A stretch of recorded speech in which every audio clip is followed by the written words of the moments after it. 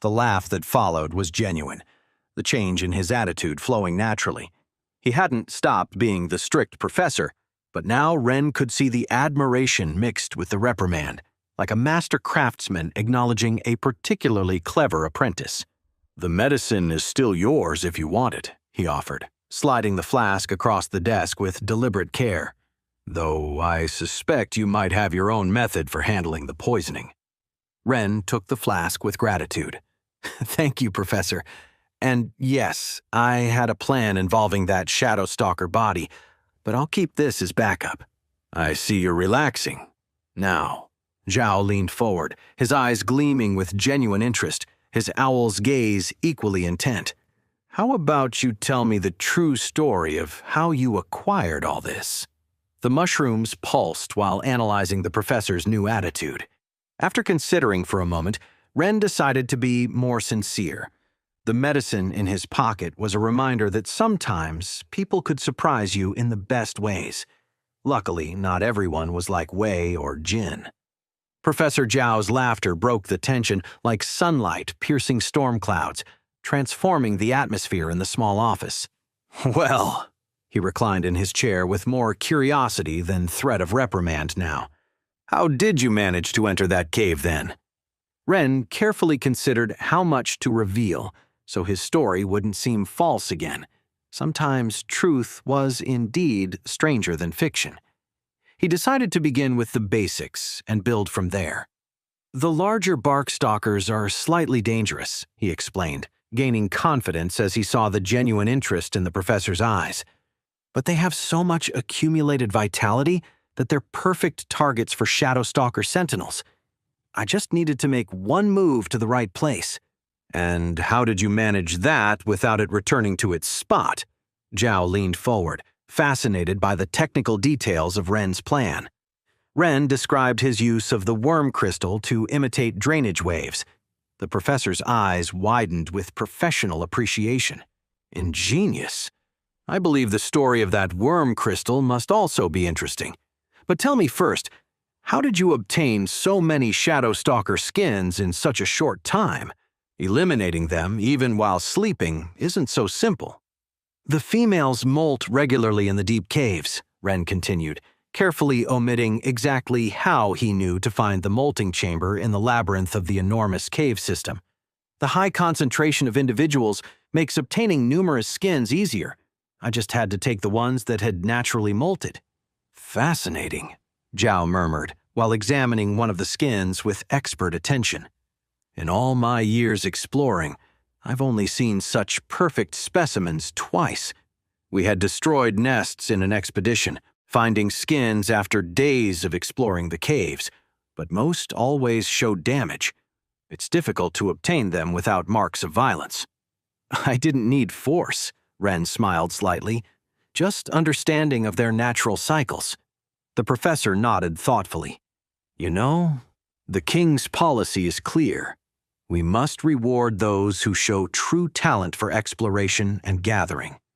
He stood and began pacing. It was incredibly risky, of course. "With your limitation," he gestured toward the mushrooms, "venturing so far could have ended very badly. But," he continued, a smile forming, "you've demonstrated something many forget. Knowledge and cunning can sometimes overcome brute force." Zhao studied him for a long moment, his owl's gaze equally penetrating. "The miserable one everyone says will belong to the Gray Wing all his life. Seems there's much more to you than appears, isn't there?" Ren maintained a modest expression, though the mushrooms pulsed with quiet satisfaction. "You know," the professor smiled, "I think I'm going to be very interested in seeing how you develop. With proper support, I almost regret having to stay watching other students collect basic silk. I'd like to see firsthand how you work, gathering with you in one of those caves, seeing how." An assistant professor entered hurriedly, his face showing concern that quickly turned to disdain upon seeing Ren. "Professor Zhao, the shadow stalkers, they're acting strangely. I've never seen so many hitting against the protective tent." Zhao raised a hand to silence him. It's not so unusual. When there are territorial changes, sometimes the colonies. But Ren had gone rigid in his seat while listening to the impacts above the tent.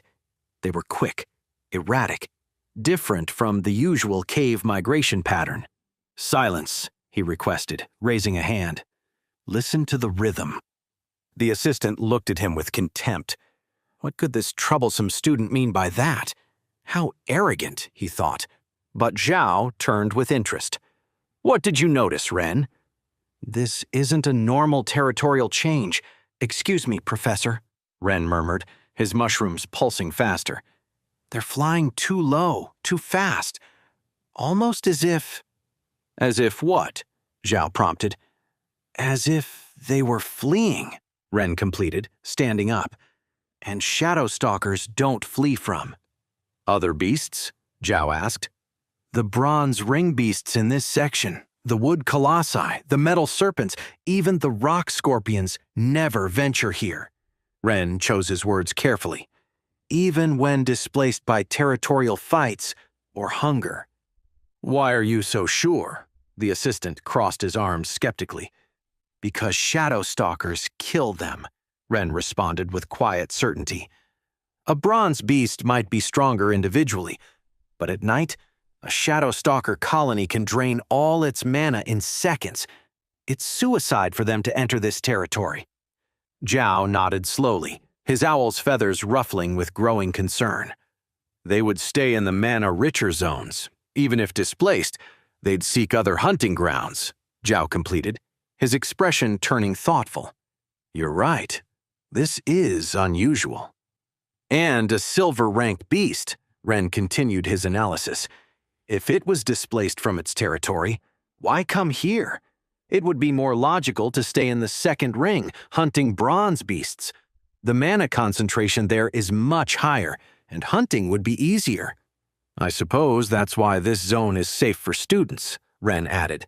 "The Iron Ring has nothing to attract more powerful beasts." "This is too artificial," Ren frowned, as if something had altered the natural cave structure. Or perhaps— Wait, that's not the end. You've just had a free taste. Now get the full story on the Pocket FM app, link in description. Check out our next video and playlist, and don't forget to like, share, and subscribe.